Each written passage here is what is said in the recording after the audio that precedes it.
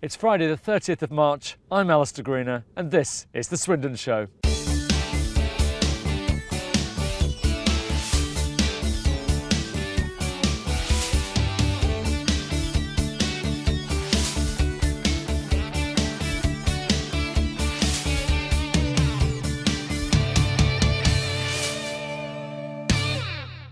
Hello and welcome to The Swindon Show, coming to you from the beautiful Stanton House Hotel in North Swindon. We hope you enjoyed last week's show from the Link Centre, but if you haven't watched it yet, don't worry, you can still see it on our website, theswindonshow.com. Now, as I'm sure you all know, sadly Swindon Town lost at Wembley on Sunday. We have the fans' view and a full sports roundup from Peter later in the show. But in the meantime, if you have a story to tell about something happening in the Swindon area, or maybe you know somebody that we should be interviewing, then please do let us know by discussing it on Facebook, on Twitter, #The Swindon Show, or even emailing us, studio@theswindonshow.com. So, let's see what's on this week's show. Our What's On guide, we meet food stylist Lesley Holdship, provide you with all the latest info on the best places to eat in Swindon in our Eating Out guide, we hear from you, the people of Swindon, in our feature Swindon Voices. We visit an engineering gem here in Swindon, Swindon Engines. Get all the latest sports news with Peter Mannion, including your thoughts on Swindon's sad defeat at Wembley. Have our weekly competition, and to end the show, we meet and hear saxophonist Frank Abrams. Konnichiwa, Kana-san. Now, as you might have guessed, I'm here at the Japanese restaurant at Stanton House Hotel called Mount Fuji, where they serve Yakiniku food, which roughly translated means Japanese barbecue. Now, the first thing we do is take our shoes off and put on these rather funky slippers. But have a look at this. We're actually going to be cooking all of this at the table. But while I get all ready, we're going to have a look at the What's On guide.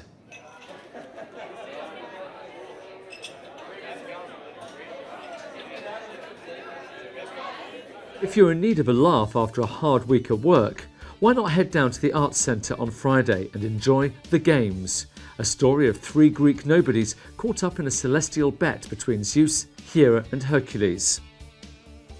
The Highworth Choral Society will be performing Brahms' Requiem in full this Saturday at St Michael's Church.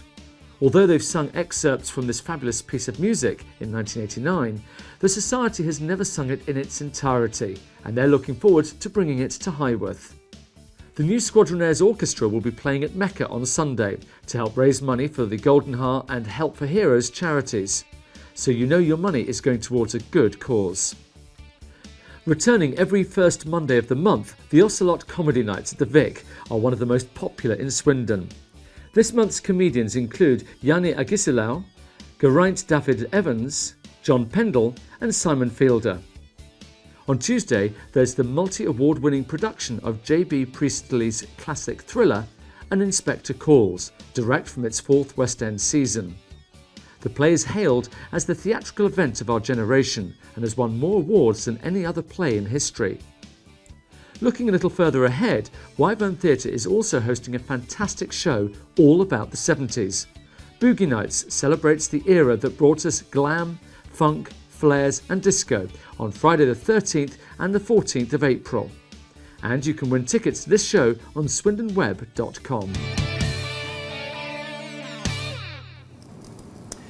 Oh, there you are. It's lovely, you've really got to try this. But I'm actually now joined by Lesley Holdship, who is a recipe writer, she's a home economist and a food stylist. So it's great to see you here. What a wonderful environment to be in. It is amazing. I'm so excited about everything that's on the table. It just looks delicious, isn't it? Well, we should actually maybe give you a quick guide to what is actually here, because we've got beef, we've got pork, we've got ox, we've got a variety of vegetables and things. Oh, turn the meat over quickly. And it's really just a wonderful selection of food. But for you, as a food stylist, you see, I know what a recipe writer is, I know what a home economist is. Yes. But what is a food stylist? A food stylist is someone who creates the food for a book or a magazine. So you wouldn't really just be able to take that plate and put that in front of camera. You'd need to do specific things to it to make it look really good. So that's basically just what a food stylist is. So you're the one who makes it all look very pretty in the magazines and so on and so forth. Yes. But you keep the recipes legitimate, as it were. In other words, you're not cheating the recipes to make it look good. You're actually making it really well. Well, that's the way that I believe that it should be done, but there are plenty of people that don't do it like that, and actually you can look, as a seasoned person, I can look at a picture and know that someone hasn't done it the way that it's written in the recipe. But I do like to always do all of my recipes how they are written, because I think that really comes out in the picture. So Lesley, whereabouts maybe have seen your work? I've just recently finished off a magazine which is called Making Cakes and Bakes, and myself and my husband did all the photography in there. So all of the cakes, it was all cakes, which was a terrible job. So did you have to eat it all afterwards? Yes. And I also do quite a few photographs for websites. I've done quite a lot of work for people like Rodders and Kelly's Ice Cream. So all sorts of different places, actually. Now you've done some work for some local companies as well, haven't you, in and around the Wiltshire area? There's a gentleman in particular who I work alongside. I've only just started working with him, but he makes the most amazing pies, and we're just developing some summer pies for him at the moment. So we're looking for some nice summery flavours. Now, talking about local companies and things, because some people might think, well, that's all very interesting, but how is this relevant to me? Well, of course, you work with a lot of local people and come up with ideas and so on, don't you? So maybe tell us about some of the other things that you've done. I quite often do cookery demonstrations as well. So, for instance, I work for the National Trust sometimes at Coles Hill. They have a food fair sometimes, and I've been and done some demonstrations there, just promoting local produce that people are selling within the show.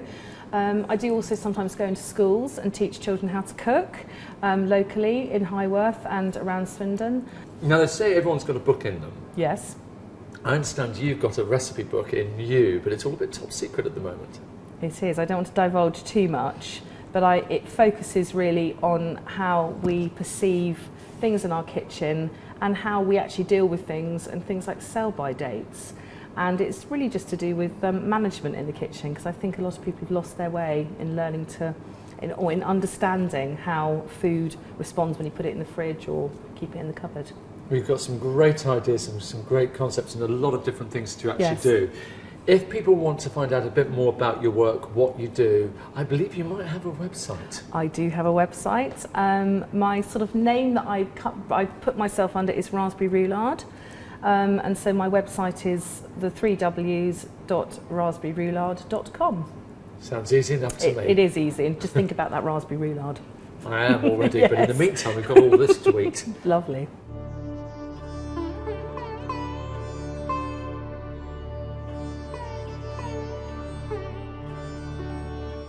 You can enjoy flavours from all over the world here in Swindon, and with a new restaurant opening called Rio, the Taste of Brazil is now on the menu. Now open at the bottom of Victoria Hill, they offer dishes for meat lovers, fish lovers and much more in a fun, friendly atmosphere. Check out their Facebook page for more info. The Mount Fuji restaurant here at Stanton House has just reopened, offering visitors the chance to enjoy an indoor barbecue known as Yakiniku. Yakiniku is an eating style in which fresh, seasoned ingredients such as meat, seafood and vegetables are grilled over a direct flame. The ingredients are then dipped in sauces known as tari before being eaten. There's nothing worse than taking man's best friend out to your local, only to find a big "No Dogs Allowed" sign outside. Thankfully, we've put together a guide full of fantastic pubs that don't mind your furry companion paying them a visit, as long as they're well behaved. Please see the full dog-friendly pub guide on Swindon Web for more details. If you need a little pick-me-up on a Monday, we know we do sometimes, then why not head into Swindon Town Centre and enjoy Revolution's Mega Monday deal. They're offering 50% off all food all day, every Monday, with a wide range of starters, mains and light bites on offer. What better way to start your week? This is the Rosemary restaurant at Stanton House, and what a beautiful venue it is as well. They serve traditional Japanese food and also European food with a Japanese twist. Now, last week we asked the people of Swindon what they thought of the budget, and you had some quite interesting answers. So we took to the streets again this week and we asked you what you thought of the current fuel situation.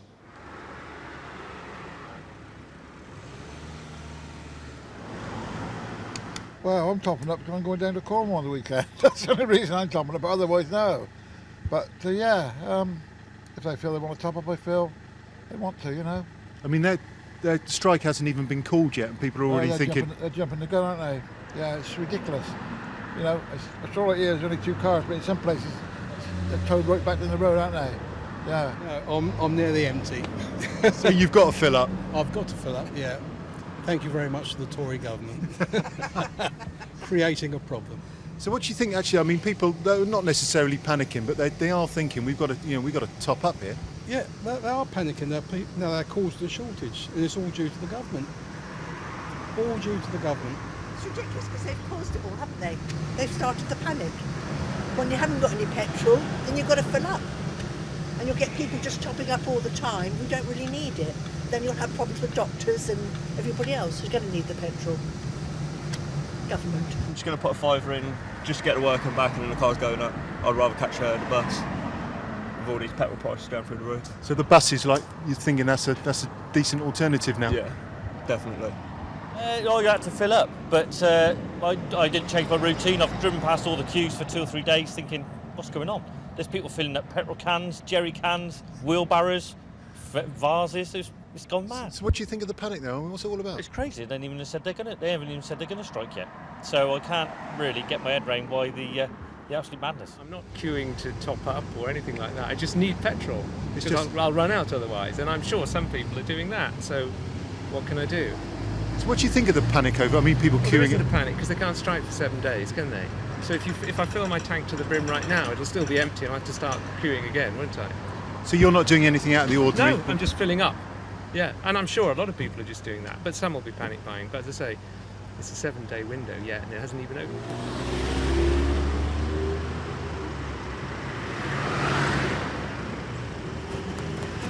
We're off to Crewe tomorrow, so we're wondering where to get some fuel or not.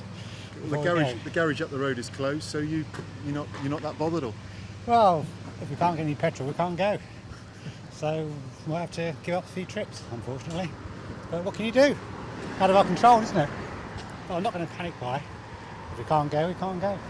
Not the end of the world, but it's a nuisance. It really is, but what can you do? Well, I'm getting it because I need it. That's it. You know, what other people do is up to them. I'm filling up for work tonight, actually, because I work 40-odd mile away, so I've got no choice but to fill up tonight. So you use a lot of fuel? I use 84 miles a day, at least. Yeah, so I do need fuel, yeah.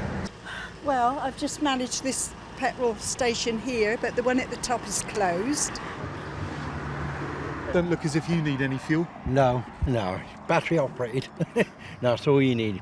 So what do you reckon to these people here to be queuing up and topping up on their cars with urgency? Bit panic. Yeah, I won't worry about it. Because I hopefully don't drive a car very much anyway. But I wouldn't have done panic. It's just one of those things, isn't it? Now, talking of fuel, we turn to motorsport, or to be more precise, the British Touring Car Championships, which starts this weekend. Honda here in Swindon are the defending champions, and we visited a company here that you probably never heard of, but believe it or not, they power about half the grid, and this is how they do it.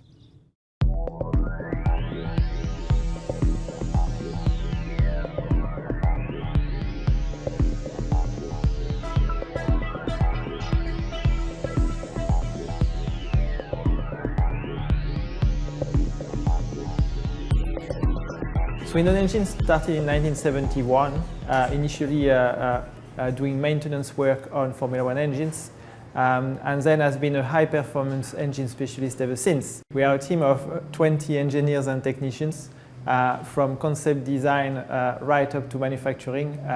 We do pretty much everything in-house, and that's key to the performance we deliver for our customers, and also the unrivaled reactivity of the company.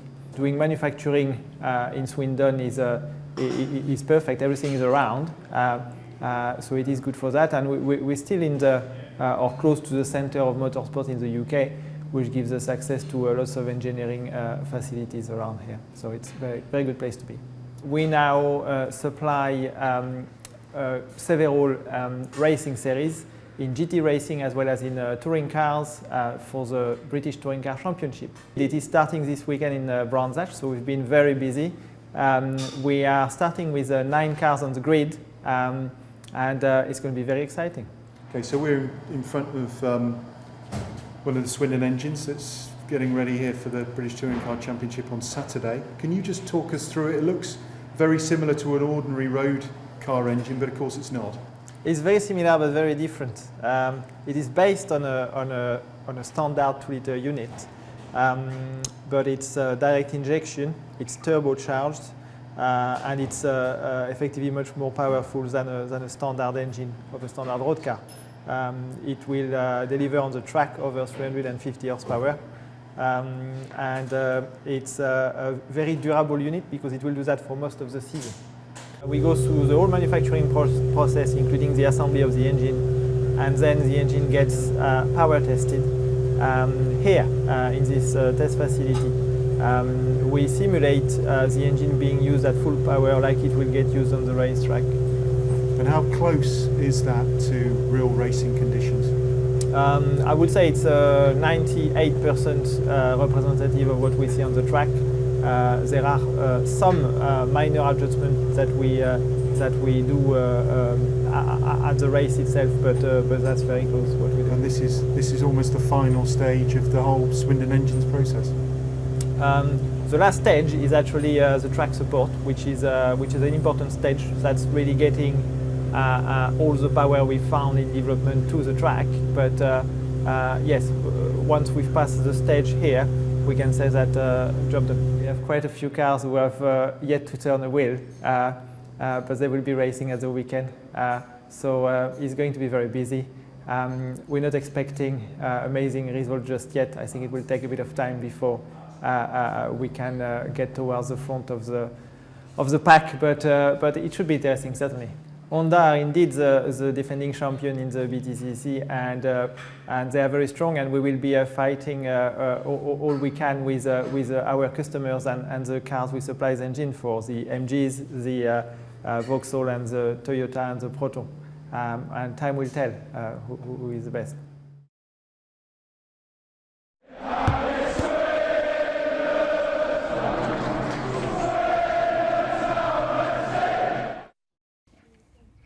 After such good recent form for Swindon Sports teams, this week was something of a disappointment, and none more so than for Swindon Town, who lost 2-0 to Chesterfield in the Johnson's Paint Trophy final at Wembley. Now, before the match, things were looking good, with the legion of Towns fans heading towards the home of football, confident that their side could win their first trophy in over 40 years. Come on, Swindon! That's brilliant. We're all the way. There we go. It's a prediction then, Rob. Oh, it's Swindon victory, that's for sure. I don't know. It depends on whether you score in the first half. Score in the first half, it'll be comfortable. If we don't score in the first half, it'll be that 1-0 again, I think. It's a perfect day for it, isn't it? It's lovely, isn't it? The sun's just about to come up. So many Swindon fans around. You see red and white everywhere. It's fantastic. It's got a feel of 93 about it, don't you think? It's got a much better feel about it than it did 2 years ago against Millwall, that's for sure. It was a horrible, dreary day, a nasty team. But no, this will be our day today. But it wasn't to be for Paolo Di Canio's side, as they succumbed to their second loss at the new Wembley in as many matches. After the game, we caught up with some Town fans to get their thoughts on the match.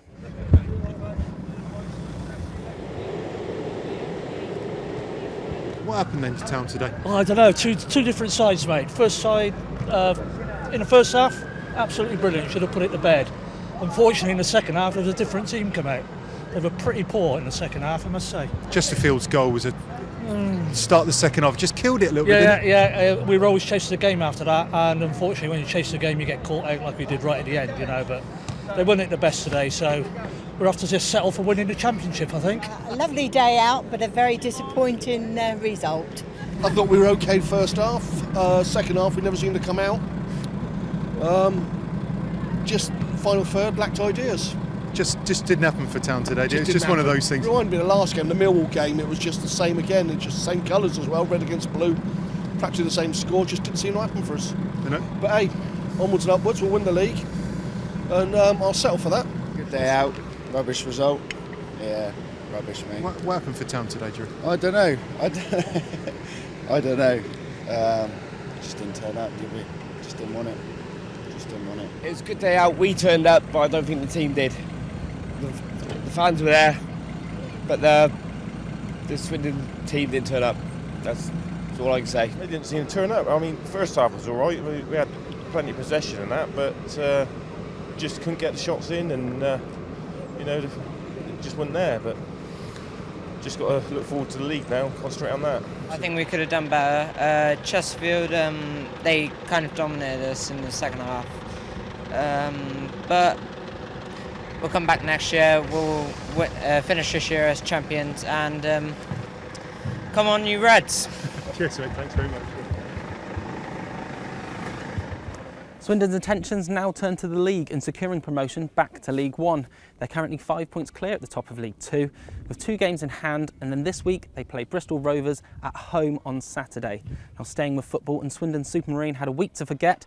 They lost 6-0 at home to Chesham on Saturday, and then this week their goalie was jailed for assault. They're away to Hemel Hempstead this weekend. The Swindon Wildcats' good recent form came to an abrupt end at the weekend as they lost both of their fixtures. Now let's hope they can return to winning ways this week as they play Telford Tigers on Saturday before travelling to Bracknell on Sunday. And in fact, if you've never tried a game of ice hockey, this week is the perfect time to try it, as the Wildcats have a Kids Go Free event at the Link Centre against the Telford Tigers. So why not take all the family down to the Link Centre, and face-off is at 5:45 p.m. Swindon Robins get their Elite League season underway this week. They play the Birmingham Brummies on Thursday at the Swindon Stadium. Tapes up at 7:30.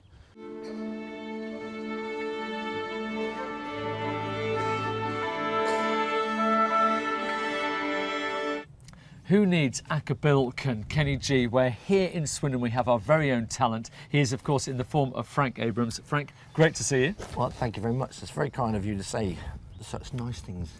Well, I've already heard you play in rehearsal earlier on, and I have to say, a fabulous, fabulous sound. But we were talking before about the comparison with Kenny G and Akabilk, and you had quite a positive view on that. I did have a positive view. I mean, both of them are very, very serious musicians, but they have captured that very commercial marketplace, such as Akabilk with The Stranger on the Shore, which was a theme music, I think, in the 60s to a TV programme. Kenny G has kind of been, likened to lift music, etc. But Kenny G is one of the top performing and grossing solo instrumentalists in the world. So, and I have seen him live 2 or 3 times, an exceptional musician, but has captured the market of that very sort of smooth, mellow jazz that people that don't particularly like jazz buy into, because it's very mellow. And let's be entirely honest, we would all love to have one of his 2 seaplanes you were talking about. 2 seaplanes. He's got 2 seaplanes. I've got a Vauxhall Combo van, so one of us is earning the money out of this. But you're actually from Swindon originally. Swindon originally, and you do a lot of work in and around Swindon. You've got a regular gig, I believe. I do. I play regularly every Wednesday night at the King's Arms in Wood Street, Old Town.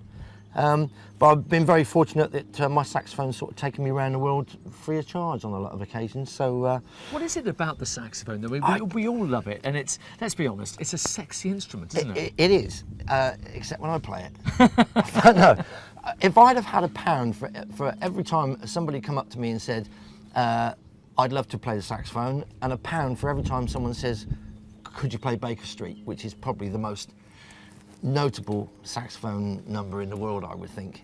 So I'd be a rich man if I'd have taken £1 off of everybody. But it does seem to have that kind of haunting, melodic feel to it that you wouldn't get ordinarily from a trumpet or a trombone. So. And you do a lot of local gigs as well. We're here at Stanton House, and I understand you're in big demand at weddings. I am not only as a saxophone player, but as the archetypal wedding singer. So you sing as well? I sing a little bit of Sinatra, but probably cut that bit out. Well, we're going to put some details on the bottom of the screen now. Excellent. So if anybody wants to get hold of you, maybe book you for their own wedding. That'd be nice. Be great. Be nice. Well, thank you very much indeed. No Great problem to talk to you. I'll go and perform the number for you. Perfect. Well, while you go and get ready, it's time to tell you a little bit more about this week's competition. Yes, this week you can win tickets for 2 to go to Mecca on Friday the 20th of April to see Top Loader. And we're also giving away a meal for 2 at Mount Fuji restaurant here at Stanton House. Wow, that's something worth winning. All you have to do to be in with a chance to win is to answer this question. Which of the following is a famous Japanese alcoholic drink? A. Sake, B. Fanta, or C. Vodka? If you think you know the answer, then visit the address on the screen now. If you have a smartphone, you can also scan the barcode to be taken straight there. The competition closes next Friday and the winner will be contacted by phone and email. For full terms and conditions, please see the competitions page. Remember, if you've enjoyed the show, please do let us know by discussing us on Facebook, Twitter, hashtag The Swindon Show, or even emailing us, studio@theswindonshow.com. Plus, there is space still next to me if you'd like to be a co-presenter or maybe work behind the camera and you're above A-level age. Again, we want to hear from you. Now, to play us out, it's a great place to welcome back Frank Abrams. Now, this number, you may or may not know, was written by Charlie Chaplin. It was also one of the favourites of the late Michael Jackson. We'll be back next week with a very special show for Easter. In the meantime, to play us out, here's Frank Abrams and Smile.